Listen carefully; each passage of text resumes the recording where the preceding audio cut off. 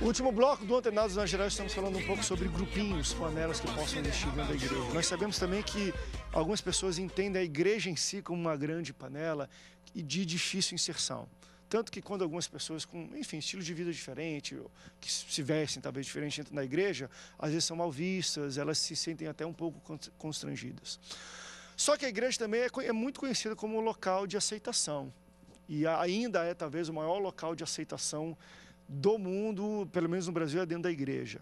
Eu já tive experiência em um caso, e trazer para os pastores para a gente abordar esse último bloco, de quando eu trabalhava com adolescentes em Belém do Pará, na Igreja Assembleia de Deus em Belém do Pará, onde a gente havia detectado, existiam 3 jovens com, vamos dizer assim, tendências, comportamentos, trejeitos homossexuais, só que a gente foi querer entender. Em alguns haviam sim casos de abuso dos pais, outras coisas mais, outros não, porém eles se sentiam muito acolhidos ali, muito acolhidos dentro da igreja. E a partir de um tempo que estavam se sentindo acolhidos e a gente trabalhando, eu percebi que ele começou a trazer amigos homossexuais. E eu conversando, falei, olha, ele ia para a escola e falava, olha, aqui o pessoal fala mal da gente, vamos lá para a igreja que todo mundo trata a gente bem. Porque a igreja é um local onde as pessoas são bem tratadas, ponto.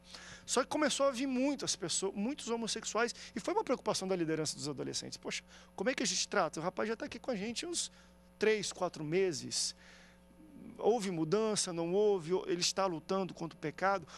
Vocês acham, pastores, como deve ser a abordagem da igreja hoje? Ela está preparada primeiro para receber, sem nenhum tipo de preconceito, embora isso exista dentro de cada um de nós, mas também até que ponto a gente fala assim, olha, poxa, você vai ter o convívio normal, mas se não mudar o comportamento, acho que o pastor até perde um pouco da credibilidade. Poxa, o cara está aqui 1 ano, não mudou? Calma aí, o evangelho tem que mudar a vida desse cara, né, pastor?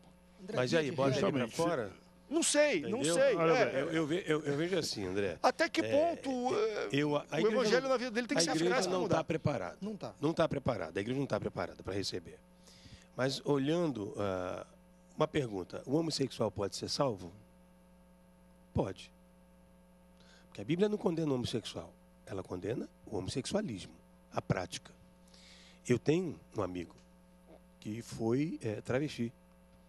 Hoje é cristão mesmo, mas há um texto na Palavra de Deus que eu acho que ele tem muito a ver com a vida do homossexual, que ouve a palavra e crê em Jesus, que é Romanos 12:2, né? Mas transformai pela renovação do vosso entendimento e tal, e apresentei os vossos corpos como sacrifício vivo, santo e agradável a Deus. Eu penso que aquele que é homossexual, que ouve o evangelho e se converte, ele pode até não conseguir mudar suas tendências por não ter domínio delas. Seus desejos. Mas ele pode escolher se sacrificar em amor a Deus. E ainda que tenha desejos...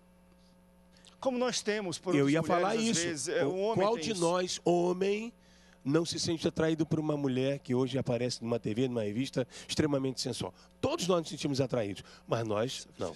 Eu não vou me envolver. É um sacrifício, de uma certa forma. Então, eu penso que o homossexual, ele pode escolher, eu não viverei o homossexualismo, porque eu conheci o Evangelho, eu amo a Jesus. Enfim, não é simples, não. Não é simples. É polêmico, eu sei que é polêmico. Seja esse o espinho na carne, que muitos crentes vivem a vida cristã, mas com uma tendência, um pecado latente, uma brecha no muro que às vezes se abre. Todos nós, sem exceção, todos nós, aqueles que nos assistem inclusive, tem uma área da vida onde é mais sensível e vulnerável. Quem somos nós para atacar pedra no homossexual a fraqueza... que está às vezes na prática do pecado, mas tem consciência de que está em pecado? A igreja não está preparada, mas talvez seja esse o maior desafio da igreja evangélica brasileira para os próximos anos. Como lidar? Porque nós daqui a pouco vamos receber nas nossas igrejas casais homossexuais. Já tem. Eu recebi em gabinete, recentemente, 2 rapazes que se diziam casados, apaixonados, mas tinham a plena consciência de que estavam em discordância dos ensinos da palavra de Deus. Mas disseram assim, pastor, nós nos sentimos bem aqui. Falei com eles, vocês não precisam sair daqui. O que eu peço a vocês é que vocês sejam cuidadosos. Vocês entendem a posição da igreja, pastor, nós compreendemos, nós nos amamos, mas nós nos sentimos tão bem aqui, nós queremos que a igreja nos aceite. vamos aceitar vocês como pessoas. Nós não podemos aceitar as práticas que vocês estão vivendo. Pastor, nós entendemos. E eu orei com eles no seguinte aspecto. Vocês têm consciência de que vocês estão em discordância dos ensinos da Bíblia? Falou, pastor, nós temos. Lutamos contra isso. Quem vai fazer a obra no coração de vocês não é o pastor, não é a igreja, é o Espírito Santo de Deus. Exatamente. E eles entenderam o recado.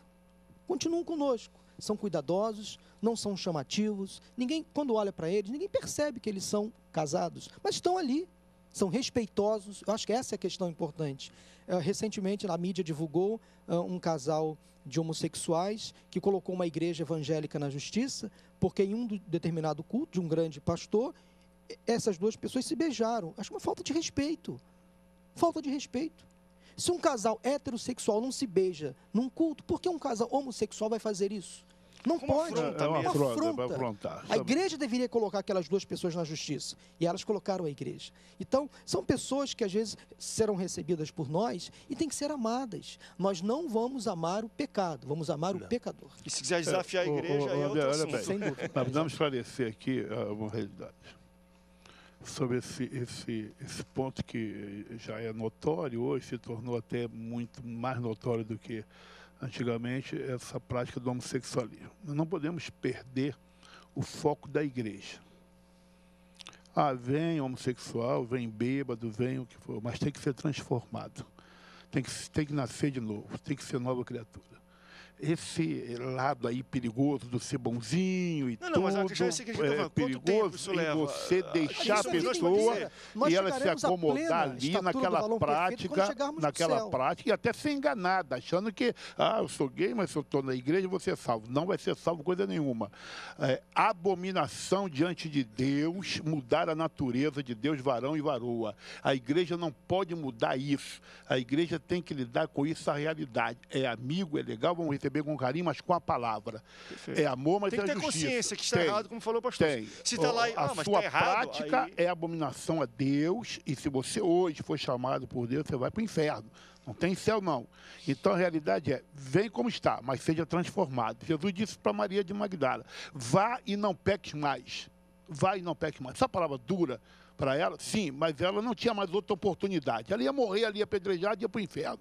Então Jesus está... Assim como parou Saulo e disse, se Saulo não aceita Jesus ali, ele morre ali, não vai mais prender ninguém, não vai mais maltratar ninguém. Chegou o ponto que Deus parou Saulo. Então, esse pecador também tem a hora de Deus para parar ele. E a palavra de Deus é ministrada sobre a vida dele. E ele não quer aceitar a palavra dele, a palavra de Deus, para ser transformado, então ele está aceitando a prática do pecado, e a igreja não pode conviver com isso. A bondade, o nosso carinho é uma coisa, mas a palavra de Deus é em primeiro lugar.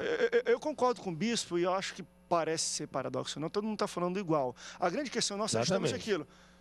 Qual é o tempo da transformação da pessoa em que estamos nós para controlar? Exatamente, nós vamos falar a mesma coisa. Embora eu ache que o pastor, e isso vai variar de dia a dia, até em termos de ambiente de igreja. Eu conheço alguns locais de pastores que já conversei sobre isso, depois de acabar o Antenados, e falou, André, ficou um ano. Quando eu vi que os membros da igreja começaram a se incomodar e o negócio estava incomodando a comunidade como um todo, eu tive que sair um pouco mais incisivo e chegar, queridos, ou tenta mesmo, porque senão ele estava perdendo um pouco de mão. E eu não sei também até que ponto existe, olha que interessante, existe pressão da comunidade para o pastor. De pastor, que negócio é esse que o senhor está deixando aqui? Isso acontece também, né? Da própria comunidade cobrar do pastor uma transformação de uma pessoa que ele não tem controle. Quem controla é o Espírito Santo, é Deus. Mas existe também isso da comunidade. Pois é. Pastor, até que ponto esse casal vai estar aqui? A transformação ela vai acontecer, como o pastor Paulo falou, a transformação é a operação do Espírito. A pergunta é, quer ser transformado? Aí ele diz, eu quero. E aí, entendeu? Mas eu não tenho domínio sobre os meus desejos. Isso é um processo e eu acho que às vezes... a comunidade tem que participar disso, porque às vezes é aquilo que cai naquilo. Mas e aí, o pastor, próprio Deus... Esse cara está vindo aqui e parece que está trazendo agora criança, filho, está com meu filho. Aconteceu isso de um casal que tinha adotado uma pessoa numa igreja e falou: pastor, como é que é esse negócio? O filho daqueles caras lá estão brincando com meu filho na escola dominical. A comunidade começou a botar o pastor contra a parede. E pastor, é muito difícil, não é fácil, não é fácil. André, a Bíblia, olha bem, a Bíblia mais 2 é 4. E quando eu falo igreja, eu não estou falando nem só de liderança, estou falando de comunidade como um todo, porque quem tem que abraçar não é o pastor não, hein? Não, é a comunidade. Porque se o pastor abraçar e a comunidade não dá, o cara se sente mal e vai embora. Então... Uma pessoa que realmente, André, nasce de novo, ela passa a ter novos valores, um novo comportamento. Só que nós precisamos entender salvação como ato e santificação como processo. Essa transformação vai acontecendo diariamente, gradativamente, até chegarmos à plenitude. Mas vamos alcançar a plenitude aqui? Não. Aqui teremos corpos glorificados? Não.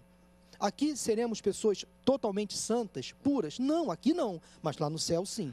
Mas aqui nós somos preparados para isso. Sim, mas nós nunca alcançaremos aqui essa plenitude, mas é a preparação. E essa preparação é diária, gradativa. O próprio Deus nos incomoda.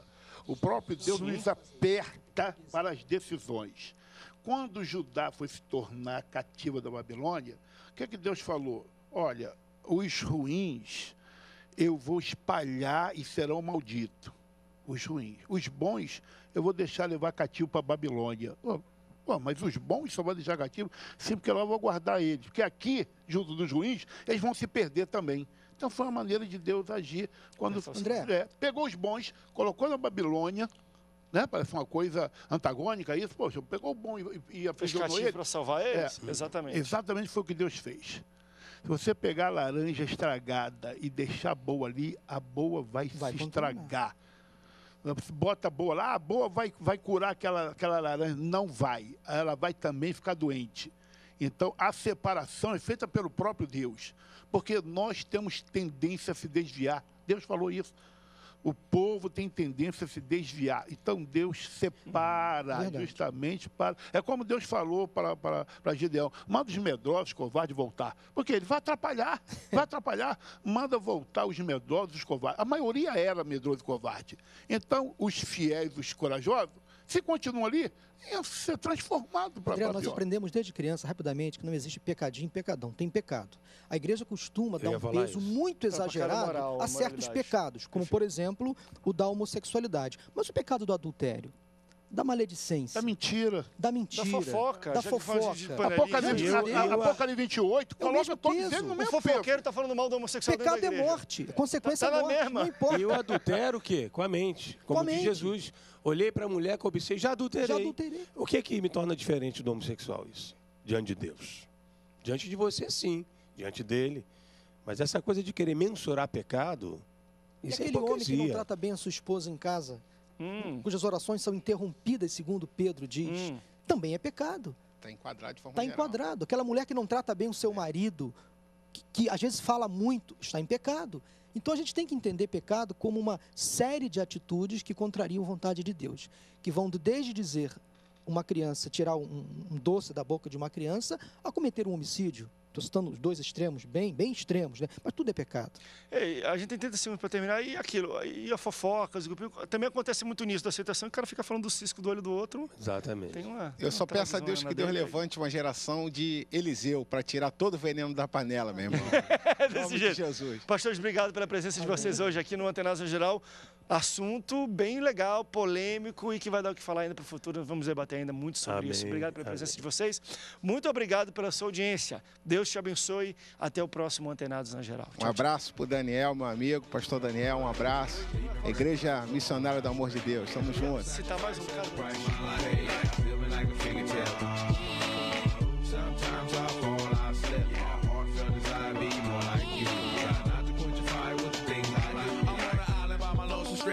Low key and stay candid. Reflect on all the things I try my hand.